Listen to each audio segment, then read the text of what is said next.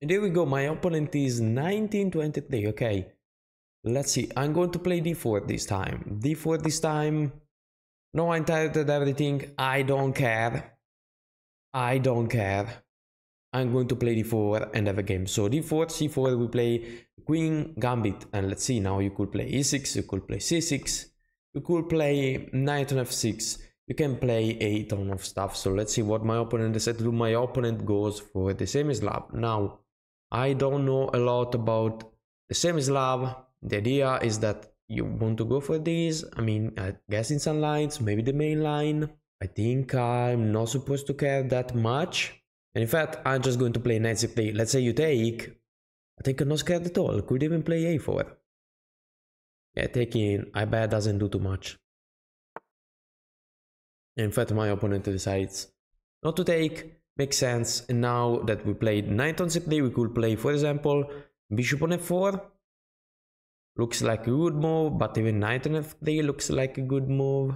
I think I could start with knight on f3. Knight on f3 makes sense. I want to play knight on f3 probably anyway. I just don't know where I want to put this bishop. I could play bishop d2. I could play bishop f4. I could play bishop g5. So I'm waiting a move. Here I decide where to develop this bishop, and I'm going to decide that, I would say, based on what my opponent does. Let's say he goes for a semi-Slav. This should be a semi-Slav. I played this semi-Slav for a while, so I'm supposed to know that. I think I could go for bishop on g5, for example. Looks annoying, but even bishop on f4. I have to remember what is annoying against the semi-Slav, but I don't really remember. I mean, knight on f4 makes a ton of sense to me. Just makes a ton of sense to me. Bishop on f4, so yeah, I'm going to play it. We'll play bishop on g5, but I don't care. In this case, I'm just taking full diagonal, and it just makes sense to me. Want to play e3? Go for bishop d3, maybe queen c2, castle. Alright, bishop b4. Bishop b4, pressure on this knight. Maybe he's threatening to play this. Am I supposed to be scared about that? Doesn't feel like a really scary move to me. Doesn't feel like a really scary move to me. So yeah, I don't think I should be that scared. So I'm going for d3. If you take, I really don't care. And I can defend the knight. Let's say you play this with queen on c2. Let's say you play this, I can still play queen on c2. Maybe rook c1. Alright, he is already going all in. I'm not sure this move is good, to be honest. Because after I play rook on c1, what are you even going to do? Let's say you play this thinking you win the pawn. You actually don't win the pawn, because the queen still defends. And let's say I play this knight take. After I take, what are you even supposed to do? You play this, okay, I move the rook, I have the file. So yeah, I think rook c1 just makes sense. And I don't see a way for you to put more pressure. Bishop d3 is coming, just threatening to take the knight, and I'm going to castle and be completely fine. So yeah, this move probably doesn't make a ton of sense, because you're just moving a ton of pieces that you already moved, you're not really developing, and you probably are going to get a really passive position. Also, I mean, this is the semi-Slav defense. You are already passive, so you need to be pretty careful now. Alright, and he decided to take with the queen. I guess bishop on d3 is quite playable though.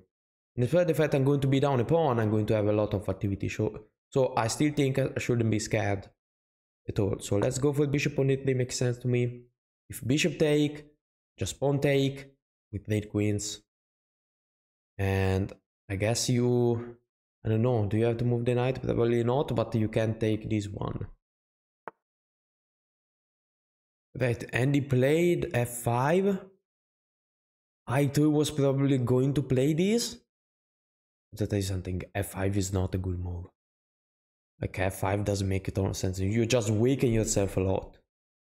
Like if you're going to give me the dark square bishop, you have all the dark square weaknesses in the world, and the knight could get in and target this. I guess at this point, I mean, don't think I should think that much.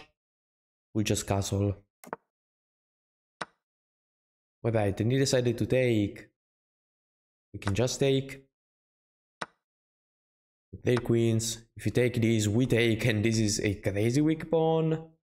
Alright, this knight is good. I'm going to play knight on e5 or maybe knight on g5. Well, knight on g5 would take knight, so I would say knight on e5 and play f3. You get out. We are completely fine in a position like this. We are down a pawn, but we have a ton of activity. Even a move like rook b1 could be pretty annoying, to be honest. Yeah, he decided to move the knight, makes sense. So now we probably can't play a move like this, and we have to figure something. I mean, a move like this is not bad at all anyway. Like, I don't see why this move should be bad. I have to be honest. Yeah, I think I start with rook on b1. Because I could play this maybe and then try to get him with the knight, but then you can defend. Could play this and take pieces. You play pieces, I have an active bishop, but you can still defend. I don't think I have to do that, so before doing that, maybe could make a mistake, could move the knight and give me this square for 3. So before trading pieces, I just want to, you know, play some good move without compromising my position by any means. I'm just waiting for him to make a mistake. Alright, my opponent took a ton of time in order to play this, so his idea is clearly this. We can just prevent that by playing h4, nothing to think. Really nothing to think about. And we also have this square for the bishop eventually if we need to bring it back. And now you cannot play this move, which makes me pretty happy, I would say. I probably wanted to play h4 anyway, because let's say I play this, the bishop could be trapped. But if I play h4, the bishop could go back. Okay. Can go back with absolutely no problem. Yeah, and now you see, now my opponent is starting to play my moves. So what can we do now? This is under attack though. Like, this is not the worst move ever, let's be clear, but he's giving us this. So could even play knight on e5. Yeah, knight on e5 makes a ton of sense for me. I could push, but if I push, I end up blocking the position for me as well. I have the pair of bishops, I want diagonals to be open. I don't want to close my position. So if he takes, I could, and I still have to decide probably, because I'm not sure about that. I could take with the bishop. So let's say knight take, take. We have this threat, even though the knight covers. And let's say, okay, well, this didn't happen. I mean, at least right now, could even go for this. Alright, I guess I'll take this one. And I can go back. Was trying to see if this made any sense, but I don't think so. And also, if I take, you can take this one. Doesn't look like the craziest move ever. So I think I can just go back. It should be fine. If you play this, I just go up with the bishop. This is defended in case you want to sacrifice and do some stupid stuff. If you take this, still, I could even take with the knight. And after they have this weakness, and this is coming. So I still like my position. And right now, I might let an f3 as well. Just saying, you know what, this knight is pretty annoying. So just move it. You have to move it. Yeah, my opponent is making a huge mistake. Like, it's down 6 minutes. It's time to play.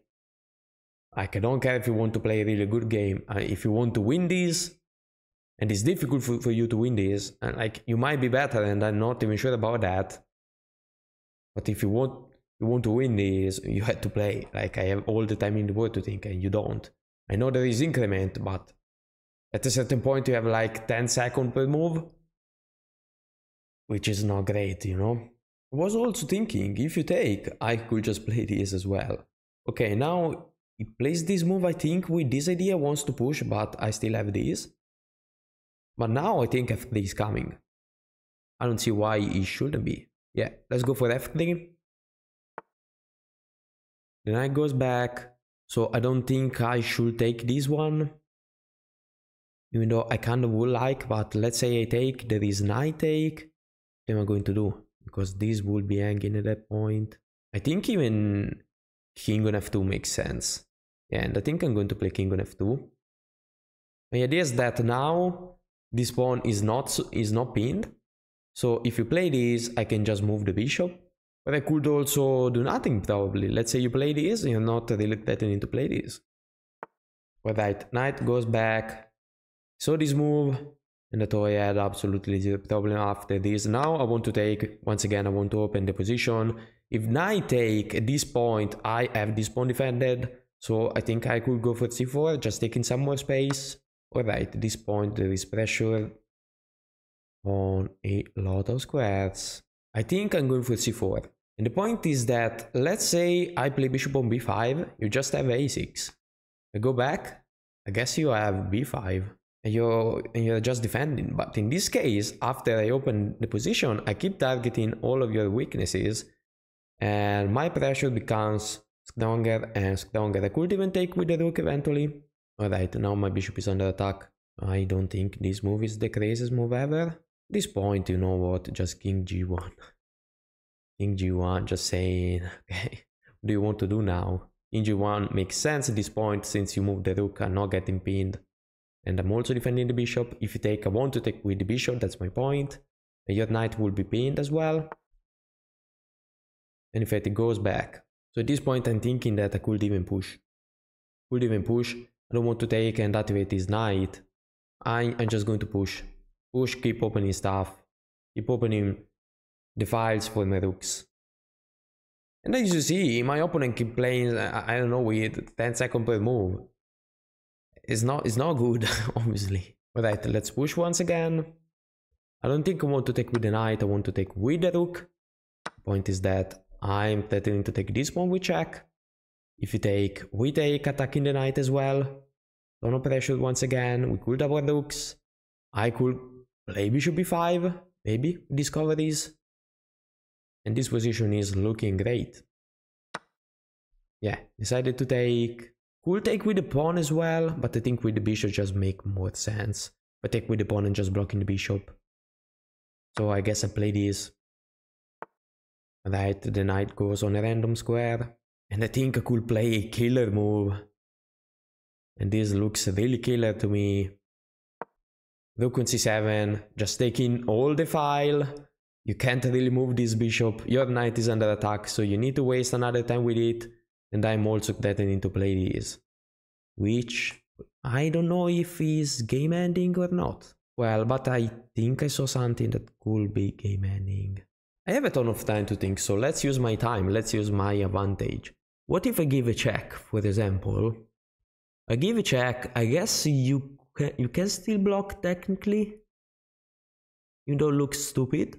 I was wondering if I had something else. For example, rook on c1. Rook on c1 you can still play this, but I really like the pressure. And let's say you play bishop on a6. I can just take, rook take, give a check. You move. This is checkmate. You go in this square, this checkmate. Oh, it's not checkmate. You can block with the knight. But at that point, I guess I can win the rook. So rook on c1 makes sense. And another move could be to sacrifice the rook and give a check. You know, I don't really see advantage with that move. So I think rook on c1 is just pretty sensible. And the best move has to be bishop on d7. Another point I figure. Yeah. Alright, let's play. I think this makes sense. Bishop on d6. The idea is that if you want to push this pawn, I'm just going to play bishop on a3. And I think that should defend everything. I feel like this is a mistake, but I'm not sure it is. Well, the bishop is pinned, so I could even play this, now that I think about it. And if bishop take, I just take the rook, and that should be winning. But let's say I take the knight, king take. No, this doesn't make any sense. Yeah, I think I could play this. And this is getting dangerous, because now that the bishop is pinned, I might even threaten to play this. That wins a piece. And if bishop take once again, I just win the rook. Yeah, I think now I have this tactic. Or just the simple bishop take. Bishop take, king take, you literally win a piece. If I give this check, oh, you don't have to take with the rook. You could just play this. Well, at the point you actually lose. If we rook, so it doesn't make any sense. I give check, rook take. Take, king move, take with check. This pawn is really easy to defend. I should be winning. So let's calculate this a bit better since I have a bit of time. Give this check, take, literally only move.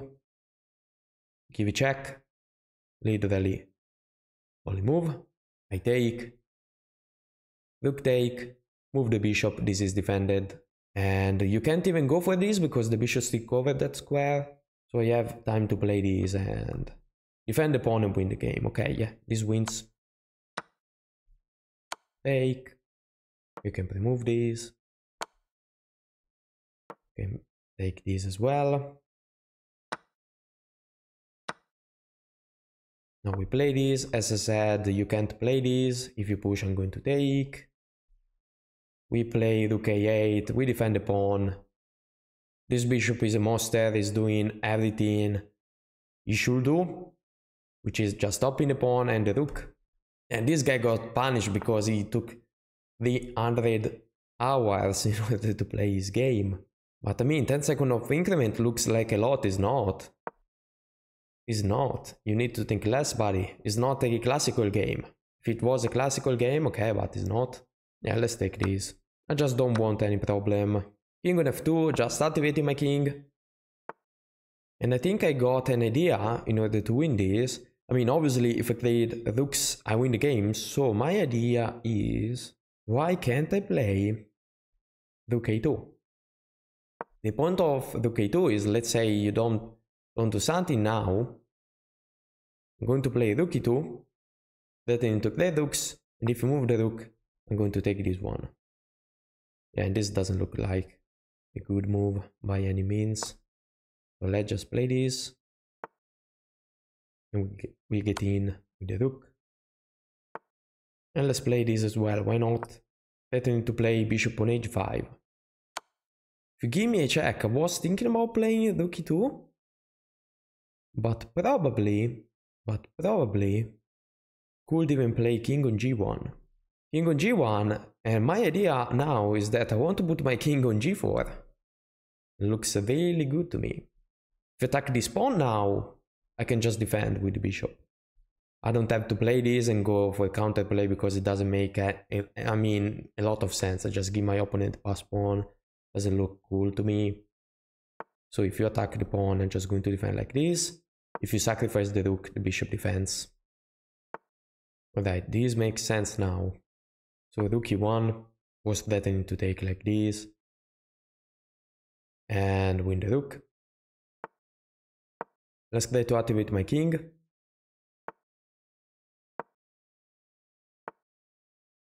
Rook e5 once again. Now if you go for the same click, I think I can go for this pawn. You left this square, which was really important for you, I guess. So now I can play king on g4 without having to lose this pawn. So king on g4, activating my king finally, and threatening to win this pawn. You need to bring the rook on this square in order to defend, but remember that I'm up a piece, so I think I should find a way. Yeah, it goes for this, but now I think I can just win a pawn. Am I? Or am I flipping? I might be flipping, actually. But I mean, just g3. Or if I play g3, yeah, rook on g2, which is annoying. Let's think about it. I take, rook take, rook take, bishop check, king take, I take. King there, I play this. You probably lose, I guess. Yeah, I don't think that works. So I'm just going back with the king. And I guess I'll find another way to win. Alright, now it goes for this, which I think is a mistake because it allows me to play this.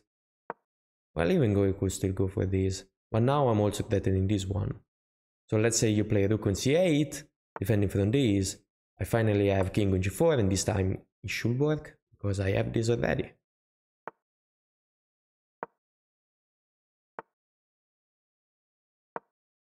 I guess I've changed plan once again.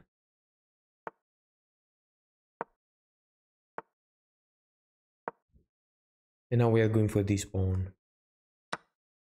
Oh, just figured I can't.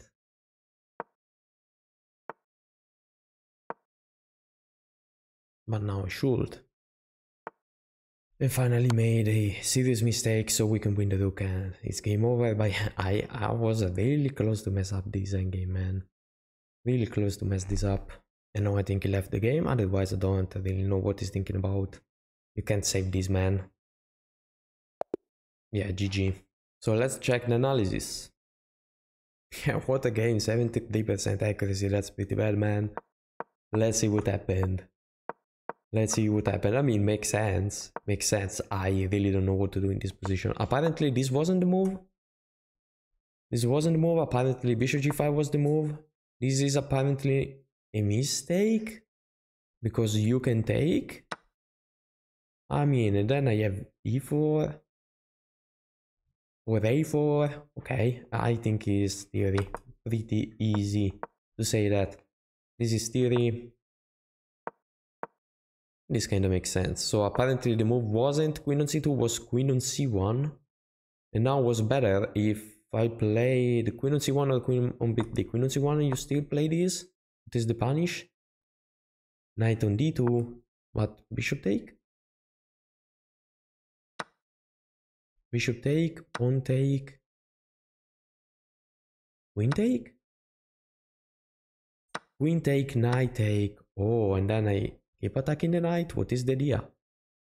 Just preventing the knight movement? Yeah, this is some stupid stuff I wasn't really aware of. Looks really stupid, to be honest. So yeah, now that I see this, queen on c2 made sense. Yeah, I missed that, but now, as I said, my opponent is really passive, so I'm probably better anyway. Even though I'm down a pawn, because as you see, my opponent has a ton of weaknesses, so this made sense. This made sense. And opening the position makes sense if you have the pair bishop. Remember that.